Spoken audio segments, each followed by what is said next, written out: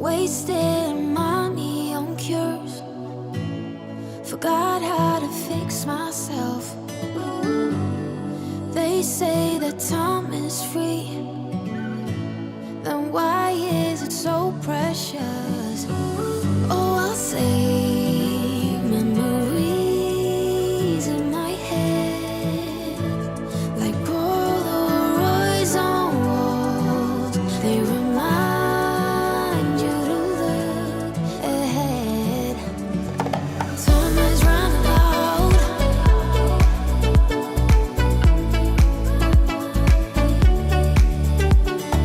Time is running out.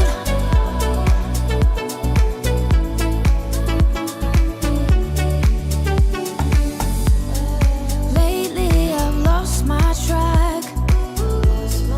I've sailed the deeper seas, hoping to find something to bring back better times. Oh, I'll say memories in my head, like Polaroids on walls. They remind you to look ahead. But time is running out. Time is running out. Time is running out. Time is running out. Time is running out. Time is running. Time is running out.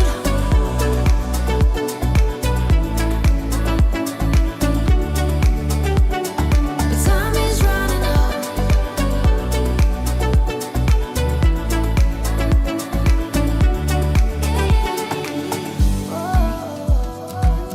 What if my best days are over? They can't be over.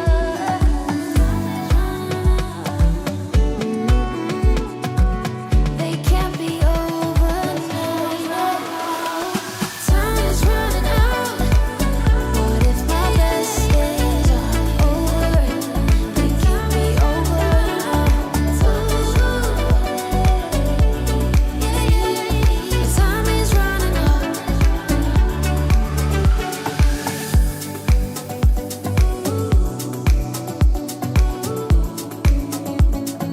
Time is running out.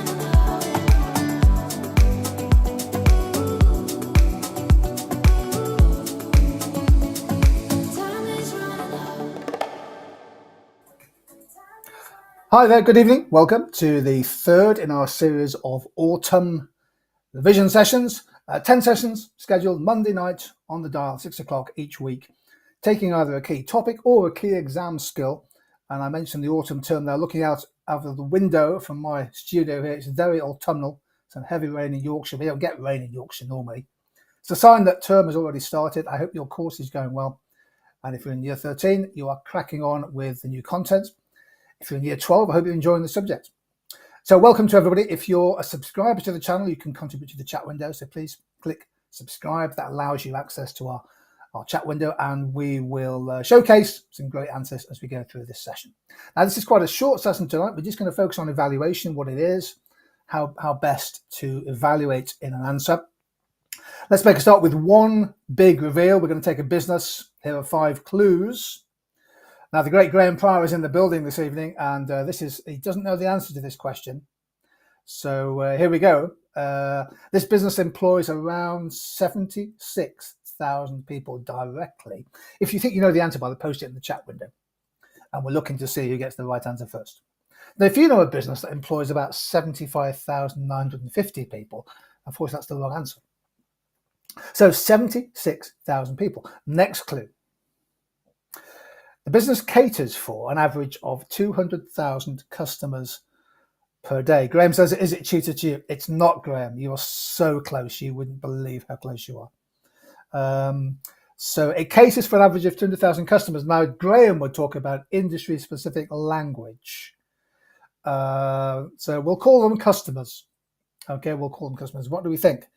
Which business could this be? By the way, it's based in the UK, and it caters for an average of 200,000 customers. So Kutsai comes in with Waitrose and John Lewis. Great answer. It's not that right answer. Number 3, annual revenue, 1.7 billion. So it's not a multi-billion pound business, but it's a standalone business. It's worth billions of revenue. But a good start. Good start. Any other businesses? What do we think? Don't worry about having a go. We don't bite in these sessions. So what do we think? 1.7 billion revenue, 200,000 customers. Should we use the word customer? 76,000 people employed directly. Ulberg says Greg's, based on the assumption, Ulberg, that it's always Greg's. It's always Greg's. But it's not Greg's. 4th clue. It's part owned by the Qatari Investment Authority and also Saudi Arabia's PIF. So what do we think? What do we think here? Part owned by the Qatar Investment Authority and Saudi Arabia's PIF. So again, Graham's question is it choose to you. You're so close, Graham. You wouldn't believe how close. Kai comes in with a great answer. W.H. Smith's. Interesting. Right, 5 more seconds. Here's a 5th clue. 25,000 items each year, PA, including surfboards, wedding dresses, are left behind. Sometimes a combination of surfboard and a wedding dress left behind. What do we think? What do we think? Elliot says AQA. I'm just wondering whether he's thinking what exam board are we doing? Elliot says the Reading Festival. Elliot, you are on the right tracks. You are on the right tracks. Graham says Graham says fat face, that well-known retailer. Elliot, that's a really subtle answer. The Reading Festival. Freddie Hudson, welcome to Freddie. He says Glastonbury. The world of Sammy P agrees with him. What do we think? Any other answers coming through? Harvey D17 says Boardmasters Festival. He says the answer lovingly, presumably went there. Ulberg says Heathrow Airport. Let's check the answer. It is indeed Heathrow Airport. Fantastic. So if we can find Ulberg's answer, I think it was the first correct answer that came up. There it is. Recognition, an online hat tip to Ulberg. It is indeed Heathrow. Bang. Great start, everybody. Let's crack on. So what we'll do today is we're going to take 2 examples. We're not going to spend a long time on this. Let's keep it nicely focused on evaluation skills. The best way to evaluate an economics essay, those longer style questions, is to consistently challenge and question the assumptions, the constraints, and the significance of your analysis. So last week we did analysis, the week before application. And of course they go together. Crucially, I mark thousands of answers every year. Okay, so I know what I'm looking for. And it's true that evaluation should be a kind of sustained process. It doesn't happen at the end of an essay, it should occur throughout an essay. And in particular, you should be looking to produce a well-supported final judgment in your conclusion. And your teachers will have very specific advice on the exam board requirements. It's a good idea to keep analysis and evaluation paragraphs separate so that the examiner can credit you appropriately. Okay, so it's okay if you put analysis and evaluation in the same paragraphs, but it's better to keep them separate. And don't forget to add, and this is really important, don't forget to add application into both analysis and evaluation. So as we said in our first session 2 weeks ago, it's available on replay. If you put application in each of your main paragraphs, that is the glue that holds together a good answer. Now, most A-level answers require a reasoned judgment at the end. Always refer back to the question. Okay? So if you're year 12, you probably haven't written a long essay yet, but if you're year 13, this is really important. So what can you do to evaluate? There's many things you can do. I'm just going to pick out 5, if that makes sense. Okay. First of all, think short run, long run. So think time. So it could be a policy question. It could be an effect question. So think about the immediate effects or the short run effects, and think about longer term consequences. That's a nice way of evaluating, to think in terms of time. A really good approach is to challenge assumptions. So sometimes when you explain a bit of theory, you make an assumption. For example, ceteris paribus, all other things remaining equal. Now, a lot of students, I know this from last year's exams, got very good grades, exceptional grades, because they challenged the ceteris paribus assumption. That means all other things held equal, which of course rarely holds true in the real world. There's lots of moving parts. Okay. It depends on is an approach that many students use, and that's fine. So you use conditional statement to show that the outcome of a policy depends on specific variables. And it depends on is a nice, easy pathway to adding nuance to your argument. By the way, we're doing this early in the year so that you have lots of time to practice using the assignments your teachers give you. Question the magnitude and significance. So consider how large or significant the potential impact of a change or a policy might be. Is it a major impactful policy or consequence or shock, or is it something which at the margins can be seen as less significant? Okay. Graham comes in here. Great techniques. Important to remember it depends on how you use, explain how and why it depends on the facts you state. Absolutely right. And really important, and this is why we start with evaluation early in the year, the best answers do have that little bit of awareness of real world examples and context, such as seasoning. Strengthens your arguments by integrating real world examples. So that's a bit of speaking from me. Let's move on. We're going to look at 2 examples of policies which we can evaluate. Okay, so I'm really looking to see some great answers coming through from the team. Let's look at the first one, corporation tax. From 2023, the main rate of corporation tax, a tax on company profits, went up quite sharply from 19% to 25%. That's a big change. For companies with profits over £250,000 per year, there is a 19% rate for smaller companies that make profits of less than £50,000. Keep that in mind. And also there's an investment allowance, which is now permanently built into the system. So from September 2022, a business that buys new computers or whatever it is, new plant and equipment, can offset that up to £1 million spend from their tax liability. So there's an investment allowance of £1 million for businesses. So for example, if you spend £1 million on new equipment and you're a small business, let's say, or a large business, let's say, you can get a 25% rebate because you can claim that against your tax. So corporation tax has gone up. Let's move on. Here's a challenge for you. We'll have a 1-minute clock on this, and Jim and the production team will pick out some good answers. Can you first of all for me please build the case for raising corporation tax from 19% to 25%? Have a go.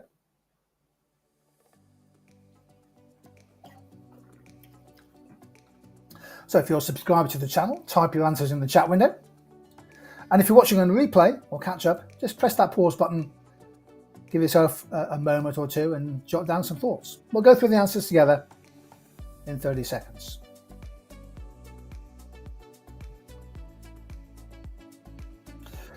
So what's the arguments for that increase in corporation tax? Okay. Jasmine comes in with a lovely answer. Well done, Jasmine. One of our great contributors from last week as well.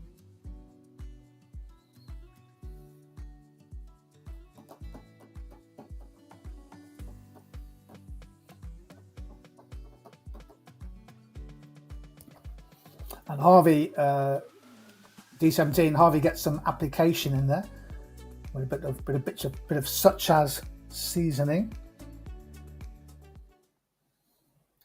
Excellent stuff.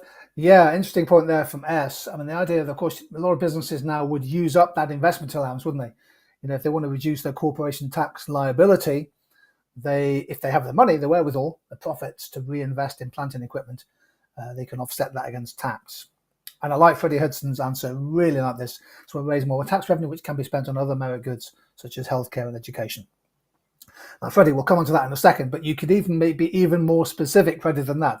Which state education or reducing NHS waiting lists? That makes the answer even more impressive. Ulberg talks about subsidising merit goods, which is excellent, and produce more positive externalities, so linking neatly there to market failure.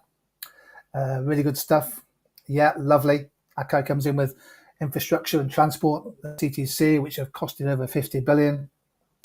So there's a need here. Most of you focusing on the increase in revenue and how that revenue might be spent. Really, really good.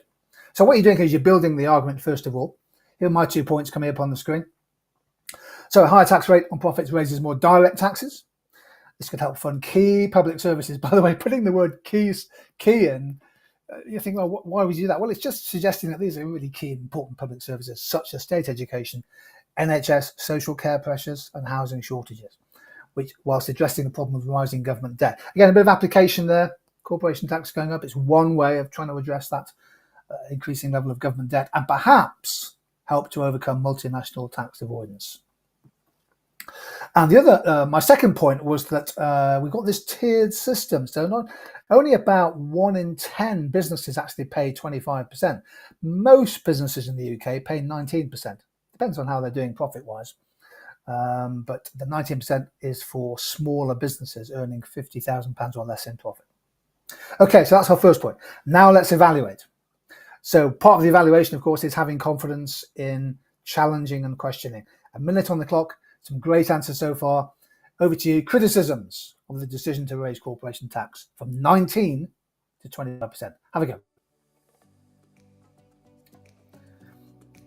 So maybe you've covered fiscal policy in your year 12 economics. Now, can we be as specific as possible in your criticism? So take a moment, we've got 45 seconds. And again, we'll showcase some of the best answers on the screen.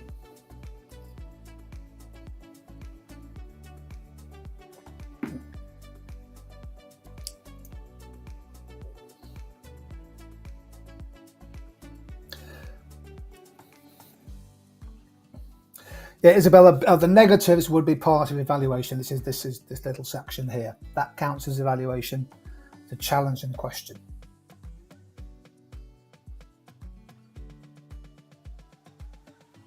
So Scanners comes in with a point about disposable income for businesses, possible fall in investment, and then links it to the formula for GDP, which is great. Oliver talks about reduced profits for firms. Come back to that in a second, Ollie. Assume firms are profit maximizers, firms increase prices for consumers. Now, that's an interesting question. There's a big debate in the exam board about whether firms do raise prices if corporation tax goes up. I'll come back to that, Oliver, in a second. Let's look at one or two others. Jasmine, a brain drain as businesses may locate to countries with lower taxes on firms, such as the UAE. So there's only a fear there could be a shift in foreign direct investment or business location. Jonathan Bills brings in the idea of the Laffer curve idea there. Freddie Hudson comes in with over the long term. And what Freddie's doing here, if you're watching live in our group, Freddie's bringing in the time perspective. Large businesses, such as Freddie, may move overseas to nations with lower corporation taxes, such as Dubai. This will reduce long-run government revenue. Excellent point. That is good evaluation. Thanks, Freddie. Dyson. They've already moved to Malaysia, haven't they? That's good evaluation because you're bringing in the long-term consequences, the possible long-term consequences. Now, Ollie's point about will firms raise price, they don't have to because corporation tax is paid ex post after the event. Okay, so in other words, if I make profit this year, I pay my tax next year. So my corporation tax in 2026 is based on the profits I made in 2025. So firms may raise price, but it's not really a cost of production because the corporation tax is after the event. Costas talks about difficulties in enforcing it. Well, there shouldn't be a major problem there because we have the income tax system. Corporation taxes, there are ways of avoiding tax, which is, you're hinting at a really good point. S says, I know it's for income tax, but could we bring in the Laffer curve as the same applies to firms? Yes, you can. Yes, you can. Avoid too much using Laffer curve in every single essay, but this would certainly rise. It'd be good. Some great questions coming in, some great points coming in from Mandip and Kai and John. Here are my two answers. Conscious of time, everybody. I want to keep the session nice and short.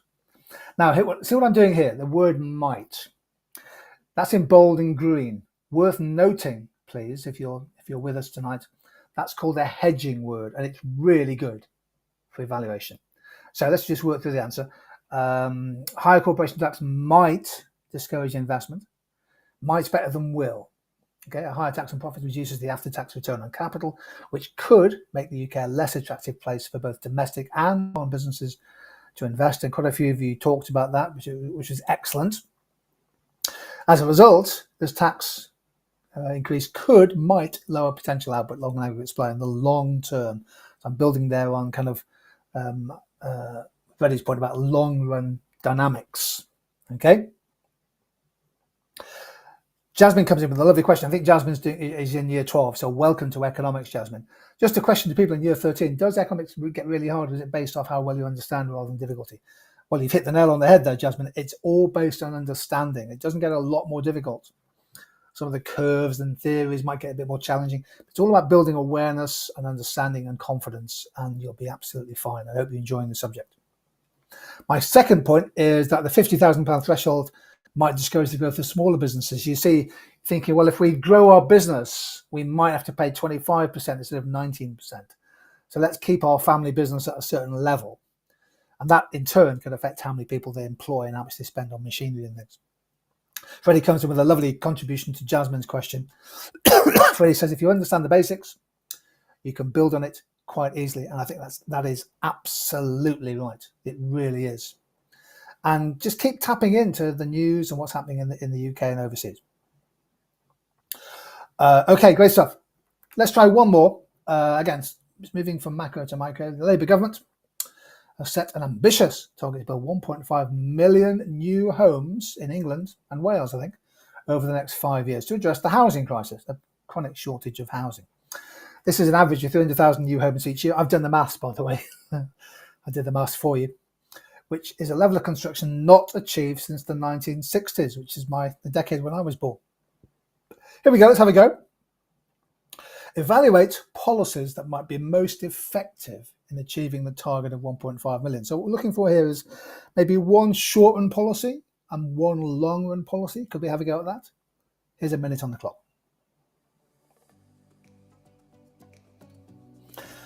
So this approach is saying, okay, right, we need to build 1.5 million new homes. Which policy might be most effective, or policies? So evaluation is about ranking, assessing, calibrating what those policies might be. So here's one challenge. Can you think of a short-run approach to getting new homes built? And using the spirit of Freddie Hudson, a long-run policy.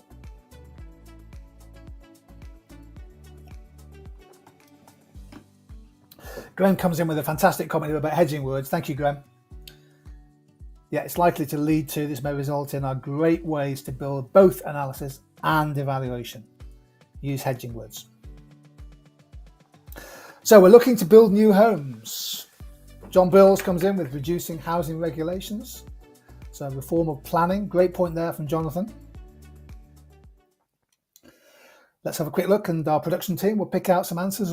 By the way, thanks for the contributions. They're a bit like my debt. Outstanding.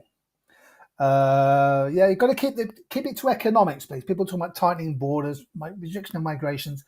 Yes, but I think focus on the economics.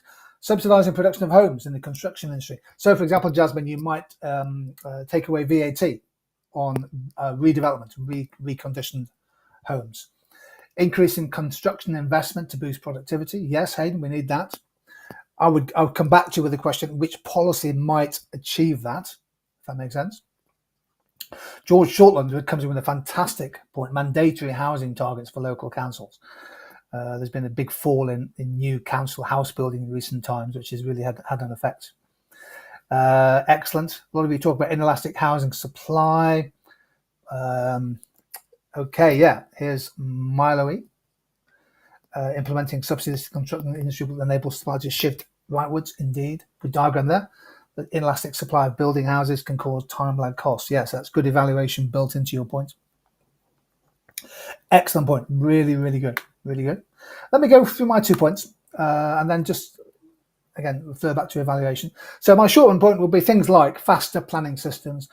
Planning passports are being introduced for brownfield sites. That's things like old warehouses and supermarkets and whatever it is, prioritising release of state-owned land for development, including things like airfields and former council buildings. There's one opposite me at the moment.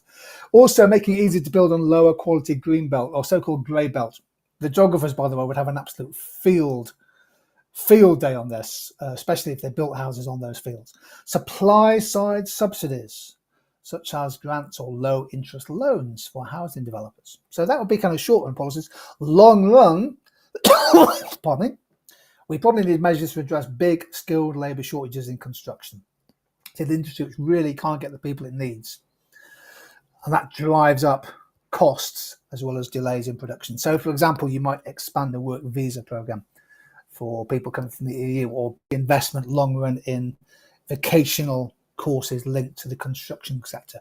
But that takes time and it takes money, or innovation in house building. In other words, you come to the conclusion that we need a range of policies, some short-term, some long-term. Okay? So final slide, just thinking about how we link this to the different types of evaluation I mentioned. So short run versus long is a really good approach. In the short run, there's not much the government can do to increase house building, but they're working with the time frame between now and the next election. Challenge assumptions. Are the assumptions about population growth and things like female fertility, family size accurate? Social change, reduced birth rates, etc. More people living independently, aging population. Challenge the assumptions about how many houses we need. Evaluate, it depends on. So, for example, the outcome of a subsidy, which some of you mentioned, depends on the amount of spare capacity in the housing sector. If you subsidise new house building, do we have the capacity to build those homes? Question magnitude and significance. Will planning reforms make much difference, or is a more radical approach needed? In other words, do we need to go back to the council house building in the 1960s or what have you? And also, crucially, just have that real world context. Jasmine was talking about building her year 12 economics confidence. So just be aware, for example, of the latest policies regarding Brexit and work visas, what's happening to wages, what's happening to interest rates, mortgage rates, any other factor affecting housing demand could be brought in to the discussion. Now, evaluation is an art, is a technique. And all we've done in this session is just look at two examples of how we can challenge and question as part of our evaluation. Thank you, everybody. Thank you to all of our contributors. Too many to mention, but Jonathan was in there, and Freddie and Jasmine, absolutely fantastic as always. We're building up a student community here at the intersection of economics and exam success. Spread the word, please. Our group is growing each week, which is fantastic as we head into term. Next Monday, we start our specific content revision, and we'll be showing you how you can link topics together from year 12 into the stuff you're doing in year 13. So as always, thank you for joining us on this wet and windy Monday evening. Stay happy, stay safe, stay curious, stay healthy, and see you sometime soon.